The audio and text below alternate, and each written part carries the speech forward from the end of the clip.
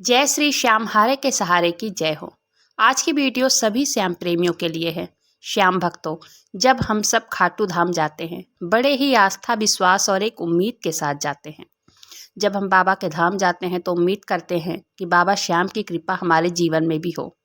तो जब हम खाटू धाम जाते हैं, अगर हमें वहाँ से 3 चीज़ें मिल जाए तो इससे यह अंदाज़ा लगा सकते हैं कि बाबा ने अपनी कृपा हम पर कर दी है।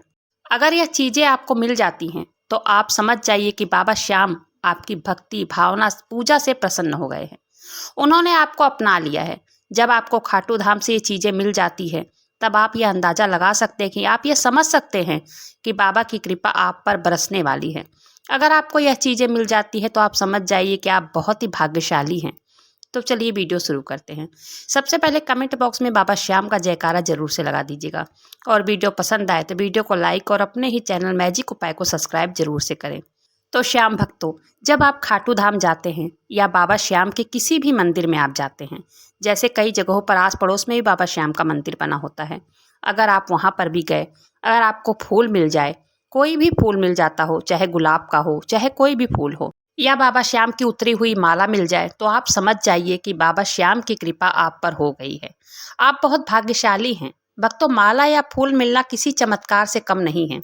सभी को ये नहीं मिलता है। अगर आपको मिल जाए तो आप इसे यहाँ वहाँ कहीं पर भी फेंकना नहीं है।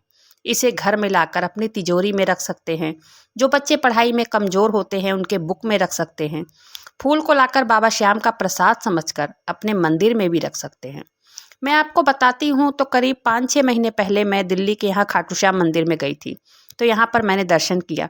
तब वहाँ के पंडित जी ने मेरी बेटी को एक गुलाब का फूल दिया था। बाबा श्याम के चरणों से उठाकर उन्होंने दिया था, जो आज भी मेरी बेटी ने अपने बुक में रखा हुआ है। दूसरी कक्षा की नई बुकें लेकर आई है। अब वो पुरानी बुकों से निकाल कर नई बुकों में रख लिया है उसने। वो फूल पूरी तरह से सूख गया है, लेकिन उसे बुक में उसने रखा है।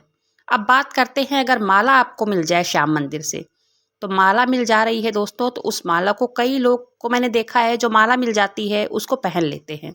जो वीआईपी वाली लाइन से जाते हैं तब उन्हें पंडित जी माला देते हैं और वो माला पहन लेते हैं। तब ऐसा नहीं करना चाहिए। माला पहन लेने से बाबा का अपमान होता है। ऐसा माना जाता है कि माला पहनने से हम उनकी बराबरी कर रहे हैं। तो हमें तो उनके चरणों में रहना है दोस्तों, उनकी बराबरी तो नहीं करनी है। माला पहनने से बाबा का अपमान माना जाता है। अगर आपको माला मिलती है तब आप उसे अपने घर में ले आना है।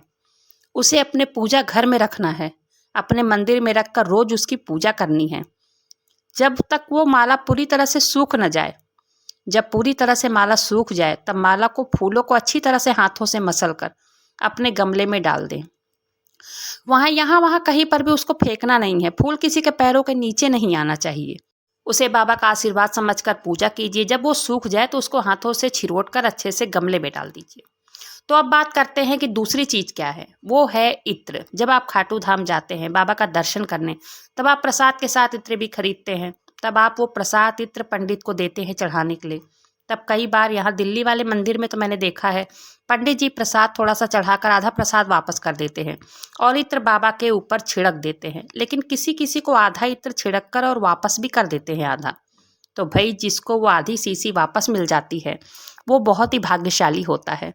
तब उस इत्र को अपने घर में लाना है, उसे अपने मंदिर में रखे बाबा श्याम को लगाना है और इत्र को संभाल कर अपने मंदिर में रख लीजिए।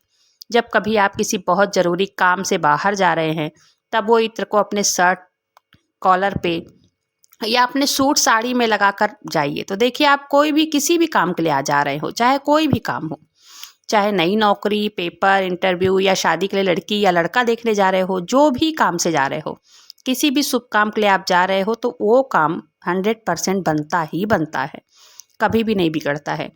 तो चलिए जान लेते हैं तीसरा क्या है। तीसरा है दोस्तों श्याम बागा। अगर आपको श्याम बागा मिल जाए तो आप अपने आप को बहुत ही भाग्यशाली समझिए। ये तो सभी भक्तों को पता है कि पीले रंग का एक कपड़ा होता है बागा। किसी भी रंग का हो सकता है, वो तो पंडित के ऊपर निर्भर करता है कि कौन सा कपड़ा बाबा के शरीर पर लपेट के रखना है। ये तो खास करके पीले रंग का ही होता है। बाबा के शरीर से जो पूरे साल लपेटे रहता है, जो कि साल में एक बार बदला जाता है, वो भी बसंत पंचमी के दिन। बसंत पंचमी के दिन ही उसको चेंज किया जाता है। तो अगर बाबा श्याम का बागा आपको मिल जाता है तो आप बहुत ही ज़्यादा भाग्यशाली हैं दोस्तों। बाबा श्याम का बागा ऐसे सबको नहीं मिलता है, जिसको ये मिल जाए वो अपने आप को बहुत ही लक्की समझे। सच में दोस्तों वो बहुत ही किस्मत वाले हैं जिन्हें यह बागा मिल जाता है। यह बागा जिन्हें भी मिल जाता है उनके ऊपर बाबा श्याम की असीम कृपा होती है। अगर आपको यह बागा मिलता है तब आपके सारे बिगड़े काम खुद ब खुद बनने लग जाते हैं। बाबा श्याम का बागा किसी भी श्याम मंदिर में मिल जाता है दोस्तों। बागा को तो आप अपने घर में लाकर पूजा स्थल में ही रख सकते हैं, या तो अपनी तिजोरी में रख सकते हैं या अपने पर्स में रख सकते हैं, क्योंकि सारे रुके हुए काम वो पूरा करता है। आपका व्यापार अगर नहीं चल रहा हो तो व्यापार में उन्नति लाता है। दुकान के गल्ले में बाबा के बागा को रखने से आपके कारोबार में बढ़ोतरी होने लगती है। भक्तों के लिए बागा को किसी वरदान से कम नहीं समझा जाता है। इससे शादी, संतान प्राप्ति, व्यापार, नौकरी के साथ साथ जीवन में सुख शांति भी आती है और सभी दुख दूर हो जाते हैं। वैसे तो बाबा श्याम का नाम ही भवसागर को पार करने के लिए काफ़ी है। श्याम नाम लेने से हर जगह से निराश हुआ व्यक्ति भी बाबा श्याम की कृपा से जीतने लगता है। व्यक्ति की निराशा आशा में बदलने लगती है और बिगड़ते काम बनने लगते हैं। तो चलिए, उम्मीद करती हूँ कि जानकारी पसंद आई होगी। अगर जानकारी पसंद आई हो तो वीडियो को लाइक करें और अपने ही चैनल मैजिक उपाय को सब्सक्राइब जरूर से करें। बाबा श्याम नाम का जयकारा जरूर से लगाइएगा। मिलते हैं फिर ऐसी किसी वीडियो में, तब तक के लिए जय श्री श्याम, हारे के सहारे की जय हो।